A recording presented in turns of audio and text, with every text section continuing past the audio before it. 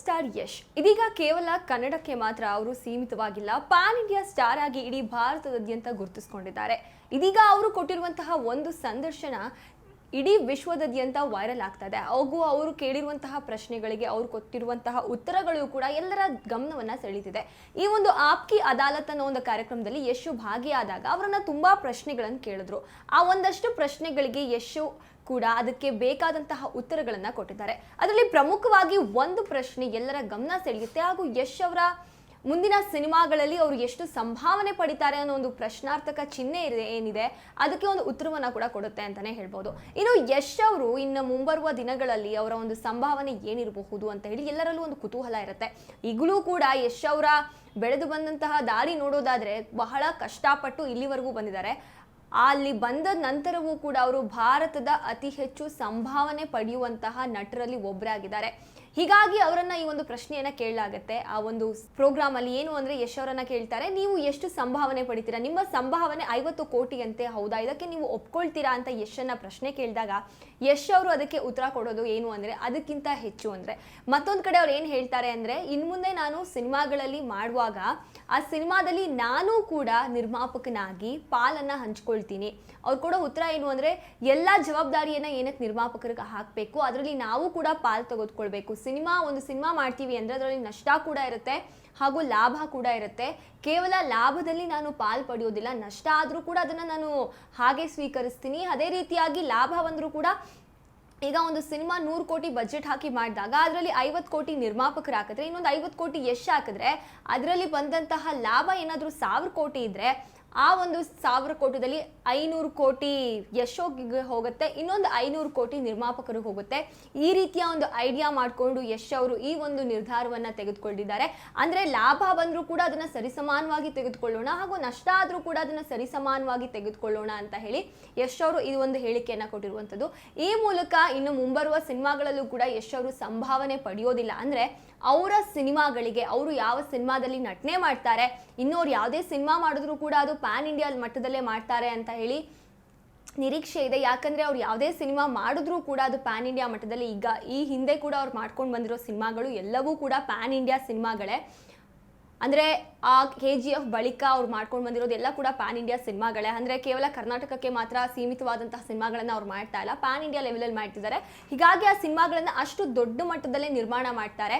ಹೀಗಾಗಿ ಆ ರೀತಿ ನಿರ್ಮಾಣ ಮಾಡಿದಂತಹ ಸಂದರ್ಭದಲ್ಲಿ ಯಶ್ ಅವರು ಕೂಡ ಅದರಲ್ಲಿ ಪಾಲನ್ನು ಪಡ್ತಾರೆ. ಅಂದರೆ ದುಡ್ಡು ಹಾಕುವಾಗಲೂ ಕೂಡ ಅವರು ಅದಕ್ಕೆ ಕಾಂಟ್ರಿಬ್ಯೂಟ್ ಮಾಡ್ತಾರೆ. ಅದೇ ರೀತಿ ಅದರಲ್ಲಿ ಯಶಸ್ಸು ಗಳಿಸಿದಾಗ, ಅದರಲ್ಲಿ ಲಾಭ ಗಳಿಸಿದಾಗ ಕೂಡ ಅವರು ಅದನ್ನು ಈಕ್ವಲ್ ಆಗಿ ಶೇರ್ ಮಾಡ್ಕೊಳ್ತಾರೆ. ಈ ಮೂಲಕ ಅವ್ರು ಏನು ಹೇಳಿರೋದು ಅಂದರೆ 50 ಕೋಟಿ ಅಲ್ಲ, ಅದಕ್ಕಿಂತ ಜಾಸ್ತಿನೇ ನನ್ನ ಸಂಭಾವನೆ ಇರುತ್ತೆ ಅಂತ ಹೇಳಿ ಈ ರೀತಿಯಾಗಿ ಒಂದು ಮಾತನ್ನ ಹೇಳಿದ್ದಾರೆ. ಅವರು ಕೇವಲ ಹೇಳಿರೋದು ಮಾತ್ರ ಅಲ್ಲದ ಈಗಾಗಲೇ ಅವರು ಶುರು ಮಾಡಿದ್ದಾರೆ ಅಂತಲೇ ಹೇಳ್ಬೋದು. ಇನ್ನು KGF ನಾವು ತಗೊಂಡಾಗ ಅದಕ್ಕೆ ಹೊಂಬಾಳೆ ಅವರು ಅದಕ್ಕೆ ಬಂಡವಾಳವನ್ನು ಹೂಡಿದ್ರು. ಮೊದಲ KGF ಸಿನಿಮಾ ಏನಿತ್ತು ಅದು 80 ಕೋಟಿ ಬಜೆಟ್ನಲ್ಲಿ ಮಾಡಿದಂತಹ ಸಿನಿಮಾ. ಆದರೆ ಅದು ಪಡೆದಂತಹ ಲಾಭ 250 ಕೋಟಿ ಆಗಿರುತ್ತೆ. ಅದಕ್ಕೆ ಯಶ್ ಅವರೇನು ನಿರ್ಮಾಪಕರು ಆಗಿರೋದಿಲ್ಲ. ಅದಾದಮೇಲೆ ಬಳಿಕ ಹೊಂಬಾಳೆ ಪ್ರೊಡಕ್ಷನ್ಸ್ ಅಂಡರಲ್ಲೇ KGF ಚಾಪ್ಟರ್ 2 ಬರುತ್ತೆ. ಆ ಸಿನಿಮಾವೂ ಕೂಡ ಆಗಿರೋದು 100 ಕೋಟಿ ಬಜೆಟ್ನಲ್ಲಿ ಆಗಿರುತ್ತೆ. ಆದರೆ ಅದು ತಗೊಂಡು ಬಂದಿದ್ದಂತಹ ಲಾಭ ಕೂಡ ನಾವು ನೋಡೋದಾದರೆ 1000 ಕೋಟಿ ಹತ್ತತ್ರ ರೀಚ್ ಆಗಿದೆ KGF ಚಾಪ್ಟರ್ 2. ಈ ಮೂಲಕ ನಾನು ಸಂಭಾವನೆ ಪಡೆಯೋದಿಲ್ಲ, ಇನ್ನು ಮುಂದೆ ಲಾಭ ಪಡಿತೀನಿ ಅಂತ ಹೇಳಿ ಯಶ್ ಅವರು ಒಂದು ರೀತಿಯಾಗಿ ಬುದ್ಧಿವಂತಿಕೆ ನಡೆ ಅಂತಲೇ ಹೇಳಬಹುದು. ಹಾಗೂ ಮತ್ತೊಂದು ಕಡೆ ನಿರ್ಮಾಪಕರಿಗೂ ಕೂಡ ಹೊರೆ ಆಗೋದಿಲ್ಲ. ಯಾಕಂದರೆ ಒಂದು ಸಿನಿಮಾ ಮಾಡ್ತೀವಿ ಅಂತ ಹೇಳಿದ್ರೆ ಅದಕ್ಕೆ ಬರೀ ಯಶಸ್ಸೇ ಸಿಗುತ್ತೆ ಅಂತ ನಾವು ಹೇಳೋದಕ್ಕಾಗೋದಿಲ್ಲ, ಅದರಲ್ಲಿ ಹಿನ್ನಡೆ ಕೂಡ ಇರಬಹುದು. ಈ ಮೂಲಕ ರಿಸ್ಕ್ ತಗೊಳ್ಳೋದಕ್ಕೆ ಯಶ್ ರೆಡಿ ಆಗಿದ್ದಾರೆ. ಅವ್ರು ಮುಂಬರುವ ಸಿನಿಮಾಗಳಲ್ಲಿ ಈಗಾಗಲೇ ಆ ರಿಸ್ಕ್ ತಗೊಳ್ಳೋದಕ್ಕೆ ಅವ್ರು ಆಲ್ರೆಡಿ ಮೊದಲೇ ಹೆಜ್ಜೆ ಇಟ್ಟಿದ್ದಾರೆ ಅಂತಲೇ ಹೇಳ್ಬೋದು.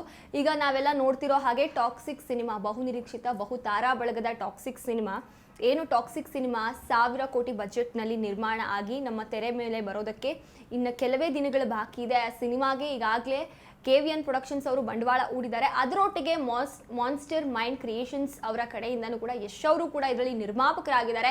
ಜೊತೆಗೆ ಯಶ್ ಅವರು ಈ ಸಿನಿಮಾನ ಬರೆದಿದ್ದಾರೆ ಅಂತ ಕೂಡ ಆ ಪೋಸ್ಟರಲ್ಲಿ ನಾವು ನೋಡಬಹುದು. ಈ ಮೂಲಕ ಯಶ್ ತಾನೊಬ್ಬ ಬರೀ ನಟ ಅಲ್ಲ, ಒಬ್ಬ ನಿರ್ಮಾಪಕನೂ ಹೌದು ಅಂತ ಹೇಳಿ ಅವರು ಕೂಡ ಪಾಲನ್ನು ಹಂಚ್ಕೊಳ್ತಿದ್ದಾರೆ. ಅವರು ಏನು ಆ ಶೋಲ್ ಹೇಳಿದ್ದಾರೆ ಅದನ್ನು ಈಗ ಆಲ್ರೆಡಿ ಅವರು ಸ್ಟಾರ್ಟ್ ಮಾಡಿದ್ದಾರೆ ಅಂತಲೇ ಹೇಳಬಹುದು. ಅಂದರೆ ಟಾಕ್ಸಿಕ್ ಸಿನಿಮಾಗೆ ಅವ್ರು ಏನು ಬಂಡವಾಳ ಹೂಡಿದ್ದಾರೆ. ಈಗ ಒಂದು ಉದಾಹರಣೆ ಕೊಡೋದಾದರೆ, ಈಗ ಅವ್ರು ಸಂಭಾವನೆ ಪಡೆದಿದ್ರೆ ಟಾಕ್ಸಿಕ್ ಸಿನಿಮಾಗೆ ಒಂದು 50 ಕೋಟಿ 100 ಕೋಟಿ ಪಡಿಬಹುದಿತ್ತು. ಒಂದು ಲೆಕ್ಕದಲ್ಲಿ ಹೇಳೋದಾದರೆ. ಅಂದರೆ ಈಗ ದೊಡ್ಡ ದೊಡ್ಡ ಸ್ಟಾರ್ ನಟರೆಲ್ಲ ಅಷ್ಟೇ ಸಂಭಾವನೆ ಪಡಿತಾ ಇದ್ದಾರೆ. ಒಂದು ಮಟ್ಟದಲ್ಲಿ ಎಲ್ಲರೂ ಹಾಗೆ ಅಂದ್ಕೊಂಡಿರೋದು. ಒಂದು ವೇಳೆ ಯಶ್ ಅವ್ರು ಏನಾದರೂ ಈ 500 ಕೋಟಿ 1000 ಕೋಟಿ ಬಜೆಟಲ್ಲಿ ಆಗ್ತಾ ಇರುವಂತಹ ಟಾಕ್ಸಿಕ್ ಸಿನಿಮಾದ ಸಂಭಾವನೆ ಪಡೆದಿದ್ರೆ, ಒಂದು 100 ಕೋಟಿ ಪಡೆದಿದ್ರು ಕೂಡ ಅವ್ರಿಗೆ ಪಾರ್ಟ್ನರ್ಶಿಪ್ಪಲ್ಲಿ ಅದಕ್ಕಿಂತ ಬಹಳಷ್ಟು ಲಾಭ ಒಂದು ಕಡೆ ಇದೆ. ಯಾಕಂದರೆ ಈ ಸಿನಿಮಾ ಗೆದ್ದರೆ, ಒಂದು ವೇಳೆ ಏನಾದರೂ 1000 ಕೋಟಿ ಮಾಡಿದ್ರೆ, 2000 ಕೋಟಿ ಮಾಡಿದ್ರೆ, ಇದರಲ್ಲಿ ಈಕ್ವಲ್ ಡಿಸ್ಟ್ರಿಬ್ಯೂಷನ್ ಅಂತ ಏನಾದರೂ ಹೋದರೆ ಅವರ ಸಂಭಾವನೆಗಿಂತ ದುಪ್ಪಟ್ಟಲ್ಲ, ಅದಕ್ಕಿಂತ ಜಾಸ್ತಿ ಮೊತ್ತವನ್ನು ಅವರು ಪಡಿಬಹುದು. ಈಗೆಲ್ಲ ನಾವು ನೋಡ್ತಾ ಇದ್ರೆ ಅದರ ಪ್ರಚಾರ ಕಾರ್ಯಗಳು, ಆ ಸಿನಿಮಾದ ಟ್ರೇಲರ್ ಓಡಿರೋದಾಗಿರಬಹುದು, ಆ ಹಾಡುಗಳು ಜನನ ರೀಚ್ ಆಗಿರೋದೆಲ್ಲ ನೋಡ್ತಾ ಇದ್ರೆ ಈ ಸಿನಿಮಾವು ಕೂಡ 1000 ಕೋಟಿಗಿಂತ ಇನ್ನೂ ಹೆಚ್ಚಾಗಿ ದಾಖಲೆ ಮಾಡೋದ್ರಲ್ಲಿ ಯಾವುದೇ ಪ್ರಶ್ನೆ ಇಲ್ಲ ಅಂತ ಹೇಳ್ಬೋದು. ಯಾಕಂದರೆ ಈ ಸಿನಿಮಾ ಕೇವಲ ಭಾರತ ಅಲ್ಲ, ವಿಶ್ವದಾದ್ಯಂತ ತೆರೆ ಕಾಣೋದಕ್ಕೆ ಸಿದ್ಧ ಆಗ್ತಾ ಇದೆ. ಅಂದರೆ ಬೇರೆ ದೇಶಗಳಲ್ಲೂ ಕೂಡ ಈ ಸಿನಿಮಾವನ್ನು ನೋಡೋದಕ್ಕೆ ಅಷ್ಟೇ ಉತ್ಸುಕರಾಗಿ ಜನ ಕಾಯ್ತಾ ಇದ್ದಾರೆ. ಹೀಗಿರುವಾಗ ಅದು ಸುಲಭವಾಗಿ 1000 ಕೋಟಿಯ ಗಡಿ ದಾಟುವ ಎಲ್ಲ ನಿರೀಕ್ಷೆ ಕೂಡ ಇದೆ. ಈ ಮೂಲಕ ಯಶ್ ಅವರು ಇದರಲ್ಲೂ ಕೂಡ ನಿರ್ಮಾಪಕರಾಗಿ ತಮ್ಮ ಸಂಭಾವನೆ ಹಣ ಪಡೆದಿದ್ರೆ ಅದಕ್ಕಿಂತ ಹೆಚ್ಚಾಗಿ ಅವರು ಲಾಭವನ್ನು ಗಳಿಸುವ ಒಂದು ನಿರೀಕ್ಷೆಯಲ್ಲಿದ್ದಾರೆ. ಹೇಳೋದಕ್ಕಾಗಲ್ಲ, ಒಂದೊಂದು ಸತಿ ಸಿನಿಮಾಗಳು ನಷ್ಟವೂ ಕೂಡ ಅನುಭವಿಸುತ್ತೆ. ಹೀಗಾಗಿ ರಿಸ್ಕ್ ತಗೊಳ್ಳೋಕೆ ಯಶ್ ಅವರು ಮುಂದಾಗಿದ್ದಾರೆ. ಇದು ಮೊದಲನೇ ಬಾರಿ ಅಲ್ಲ, ಯಶ್ ಅವರು ತುಂಬ ಸಲ ಎಲ್ಲ ವಿಚಾರಗಳಲ್ಲೂ ಹೀಗೆ ಅವರು ರಿಸ್ಕನ್ನು ತಗೊಳ್ಳೋದಕ್ಕೆ ಸಿದ್ಧರಾಗಿರ್ತಾರೆ. ಹಾಗೂ ಆ ರಿಸ್ಕಲ್ಲೂ ಕೂಡ ತಗೊಂಡಾಗ ಅದರಲ್ಲಿ ಗೆದ್ದು ಬಂದಿರುವಂತಹ ಎಷ್ಟೋ ಉದಾಹರಣೆಗಳು ಕೂಡ ನಾವು ನೋಡಿದ್ದೀವಿ. ಹಾಗೂ ಇದಾದ ಬಳಿಕ ಟಾಕ್ಸಿಕಲ್ಲಿ ಅವರು ಪಾಲುದಾರರಾದರು. ಅಂದರೆ ಸಿನಿಮಾ ನಿರ್ಮಾಣ ಮಾಡೋದಕ್ಕೆ ಅವರು ಕೂಡ ಸಾಥ್ ನೀಡಿದ್ದಾರೆ. ಅದರ ಜೊತೆಗೆ ರಾಮಾಯಣ ಸಿನಿಮಾ ತುಂಬ ದೊಡ್ಡ ಮಟ್ಟದಲ್ಲಿ ರೆಡಿ ಆಗ್ತಾ ಇರುವಂತಹ ಸಿನಿಮಾ. ಅದು ನಮ್ಮ ಕನ್ನಡದ ಬ್ಯಾನರ್ ಅಂಡರ್ ಬರ್ತಾ ಇರುವಂತಹ ಸಿನಿಮಾ ಅಲ್ಲ, ಅದು ಬಂದುಬಿಟ್ಟು ಬಾಲಿವುಡ್ ಅಂಡರ್ ಬರ್ತಾ ಇರುವಂಥ ಸಿನಿಮಾ. ಈ ಸಿನಿಮಾದಲ್ಲಿ ರಾವಣನಾಗಿ ಯಶ್ ಅಬ್ಬರಿಸ್ತಾ ಇದ್ದಾರೆ. ಅದರ ಜೊತೆಗೆ ಯಶ್ ಅವರು ಇಂತಹ ದೊಡ್ಡ ಸಿನಿಮಾ 4000 ಕೋಟಿ ಬಜೆಟ್ ಸಿನಿಮಾಗೂ ಕೂಡ ಅವರು ಕೂಡ ನಿರ್ಮಾಪಕರಾಗಿ ಒಂದು ಡಿಸಿಷನನ್ನು ತಗೊಂಡಿದ್ದಾರೆ. ಇದರಲ್ಲೂ ಕೂಡ ಒಂದು ರೀತಿಯಾಗಿ ಅವರು ಬುದ್ಧಿವಂತಿಕೆಯನ್ನು ಬಳಸಿದ್ದಾರೆ ಅಂತಲೇ ಹೇಳಬಹುದು. ಯಾಕಂದರೆ ಈ ಸಿನಿಮಾ ಗೆದ್ದರೆ ಅದಕ್ಕಿಂತ ದುಪ್ಪಟ್ಟು ಹಣವನ್ನು ಅವರು ಮಾಡಬಹುದು. ಇದ್ರ ಮೂಲಕ ಅವ್ರು ಏನು ಹೇಳೋದು ಅಂದರೆ, ನಾವು ಕೇವಲ ನಟನಾಗಿ ನಮ್ಮ ಜವಾಬ್ದಾರಿ ಮುಗಿಸೋದಲ್ಲ, ಕಷ್ಟ ಬಂದಾಗೂ ನಾವು ಜೊತೆಗಿರಬೇಕು, ಸುಖ ಬಂದಾಗೂ ನಾವು ಜೊತೆಗಿರಬೇಕು, ನಿರ್ಮಾಪಕರೊಟ್ಟಿಗೆ ನಾವು ಪಾಲುದಾರರಾಗಿ ನಮಗೇನು ಅದಕ್ಕೆ ಸಕ್ಸಸ್ ಸಿಕ್ಕಿದಾಗ ಅದನ್ನು ಈಕ್ವಲ್ ಆಗಿ ಹಂಚ್ಕೊಳ್ಳೋದು ಕೂಡ ನಮ್ಮ ಕರ್ತವ್ಯ ಆಗುತ್ತೆ ಅಂತ ಕೂಡ ಯಶ್ ಅವರು ಈ ಒಂದು ಶೋಲಿ ಹೇಳಿದ್ದಾರೆ. ಹಾಗೂ ಹಂಗೆ ಅವ್ರು ಹೇಳಿರೋದು ಏನು ಅಂದರೆ, ಒಂದು ಪ್ರಶ್ನೆ ಕೇಳ್ತಾರೆ ಯಶ್ನ, ಈ ಹಿಂದೆ ನೀವು ಸಿನಿಮಾಗಳನ್ನು ಅಂದರೆ ಆಗ ಸೀರಿಯಲ್ ಮಾಡ್ಬೇಕಾದ್ರೆ ನಿಮ್ಗೆ ಒಂದು 7 ಸ್ಕ್ರಿಪ್ಟ್ಗಳು ಬಂತು, ಅದನ್ನು ರಿಜೆಕ್ಟ್ ಮಾಡಿದ್ರಂತೆ, ಕತೆಗಳನ್ನು ತೋರಿಸಿ ಆಮೇಲೆ ನಾನು ಓಕೆ ಮಾಡ್ತೀನಿ ಅಂತ ಹೇಳಿ. ಯಶ್ ಅವರು ಮೊದಲಿಂದಲೂ ಕೂಡ ಒಂದು ರೀತಿಯಾಗಿ ಮೊಂಡುತನವನ್ನು ಅವರು ಯಾಕೆ ಇಟ್ಕೊಂಡಿದ್ರು ಅಂತ ಒಂದು ಪ್ರಶ್ನೆ ಕೇಳಿದಾಗ ಯಶ್ ಅವರು ಹೇಳ್ತಾರೆ, ಒಳ್ಳೆ ಕೆಲಸಗಳಿಗೆ ಮೊಂಡುತನ ಇದ್ದರೆ ಅದು ನಮಗೆ ಒಳ್ಳೆಯದು ಅಂತ ಹೇಳಿ. ನಿಜಕ್ಕೂ ಕೂಡ ಇದು ಎಲ್ಲರ ಲೈಫಲ್ಲೂ ಅಪ್ಲೈ ಆಗುತ್ತೆ ಅಂತಲೇ ಹೇಳಬಹುದು. ಒಳ್ಳೆ ಕೆಲಸಗಳಿಗೆ ನಾವು ಮೊಂಡುತನ ಇಟ್ಕೊಂಡ್ರೆ ಅದು ನಮ್ಮ ಸಕ್ಸಸ್ಗೆ ಕಾರಣ ಆಗುತ್ತೆ.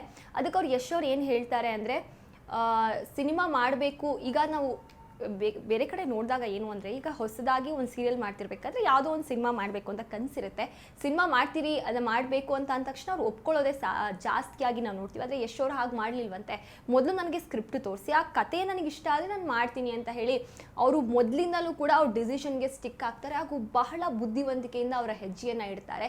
ಈಗಲೂ ಕೂಡ ಈ ನಿರ್ಮಾಣದ ವಿಚಾರದಲ್ಲೂ ಕೂಡ ಯಶ್ ಅವರು ಒಂದು ಬುದ್ಧಿವಂತಿಕೆ ನಡೆಯನ್ನು ತೆಗೆದುಕೊಂಡಿದ್ದಾರೆ. ಮತ್ತೊಂದು ಕಡೆ ನಿರ್ಮಾಪಕರಿಗೂ ಕೂಡ ಒಂದು ಸಾಥನ್ನು ನೀಡ್ತಾ ಇದ್ದಾರೆ. ಕಷ್ಟ ಬರಲಿ ಸುಖ ಬರಲಿ ಅದನ್ನು ಈಕ್ವಲ್ ಆಗಿ ಹಂಚ್ಕೊಳ್ಳೋಣ ಅಂತ ಹೇಳಿ. ಸಿನಿಮಾದಲ್ಲಿ ನಟನೆ ಜವಾಬ್ದಾರಿ ಜೊತೆಗೆ ಇದನ್ನೂ ಕೂಡ ಅವರು ಈಕ್ವಲಿ ತಗೊಂಡು ಅದನ್ನು ಮಾಡ್ತಾ ಹೋಗ್ತಾ ಇದ್ದಾರೆ. ಇನ್ನೇನು ಆಗಸ್ಟ್ 26ನೇ ತಾರೀಕು ಟಾಕ್ಸಿಕ್ ಸಿನಿಮಾ ವಿಶ್ವದಾದ್ಯಂತ ಬಿಡುಗಡೆ ಆಗುತ್ತೆ. ಎಷ್ಟು ಮಟ್ಟಿಗೆ ಇದು ಯಶಸ್ಸು ಕಾಣುತ್ತೆ, ಯಾಕಂದರೆ ದೊಡ್ಡ ತಾರಾ ಬಳಗ ಇದೆ. ಬಾಲಿವುಡ್, ಸ್ಯಾಂಡಲ್ವುಡ್ ಹಾಗೂ ಕೇರಳ ಇಂಡಸ್ಟ್ರಿಯಿಂದ ಆಗಿರಬಹುದು, ತಮಿಳ್ ಇಂಡಸ್ಟ್ರಿ, ಎಲ್ಲರ ಒಂದು ಸಮಾಗಮ ಈ ಒಂದು ಸಿನಿಮಾದಲ್ಲಿ ಆಗಿದೆ. ಈಗಾಗಲೇ ಎಲ್ಲರ ಮನಸ್ಸನ್ನು ಗೆದ್ದಿದೆ ತನ್ನ ಟ್ರೇಲರ್ ಮೂಲಕ. ಇನ್ನು ಯಾವ ರೀತಿಯಾಗಿ ಈ ಸಿನಿಮಾ ಯಶಸ್ಸನ್ನು ಕಾಣುತ್ತೆ, ಎಷ್ಟರ ಮಟ್ಟಿಗೆ ಯಶ್ ಅವರ ಹೆಸರು ಈಗಾಗಲೇ ಭಾರತದಾದ್ಯಂತ ಹೆಸರುವಾಸಿಯಾಗಿದ್ದಾರೆ. ಯಶ್ ಈ ಸಿನಿಮಾ ಮೂಲಕ ವಿಶ್ವದಾದ್ಯಂತ ಹೆಸರುವಾಸಿ ಆಗ್ತಾರಾ, ಅವರು ಏನು ನಿರ್ಮಾಣದಲ್ಲಿ ಅವರ ಒಂದು ಪಾಲನ್ನು ಕೂಡ ಇಟ್ಕೊಂಡಿದ್ದಾರೆ, ಅದರ ಹೆಚ್ಚು ಮಟ್ಟಿಗೆ ಅವರು ಸಕ್ಸಸ್ಸನ್ನು ಪಡೆದು ಆ ಲಾಭವನ್ನು ಕೂಡ ದೊಡ್ಡ ಮಟ್ಟದಲ್ಲಿ ಪಡಿತಾರಾ ಅಂತ ಹೇಳಿ ಇನ್ನೇನು ಕೆಲವೇ ದಿನಗಳಲ್ಲಿ ನಮಗೆ ಉತ್ತರ ಸಿಗುತ್ತೆ ಅಂತ ಹೇಳ್ತಾ ಇದಾಗಿತ್ತು ಫ್ರೀಡಮ್ ಟಿವಿಯ ಡಿಜಿಟಲ್ ಕಂಟೆಂಟ್. ಮತ್ತಷ್ಟು ಅಪ್ಡೇಟ್ಸ್ಗಾಗಿ ನೋಡ್ತಾ ಇರಿ ಫ್ರೀಡಮ್ ಟಿವಿ, ಇದು ಜನಸಾಮಾನ್ಯರ ಚಾನಲ್. ಕ್ಷಣ ಕ್ಷಣದ ಸುದ್ದಿಗಳಿಗಾಗಿ ಫ್ರೀಡಮ್ ಟಿವಿ ಸಬ್ಸ್ಕ್ರೈಬ್ ಮಾಡಿ, ಲೈಕ್ ಮಾಡಿ ಹಾಗೂ ಫಾಲೋ ಮಾಡಿ. ಹೊಸ ಸುದ್ದಿಗಳ ನೋಟಿಫಿಕೇಶನ್ಗಾಗಿ ಬೆಲ್ ಐಕಾನ್ ಮೇಲೆ ಕ್ಲಿಕ್ ಮಾಡಿ.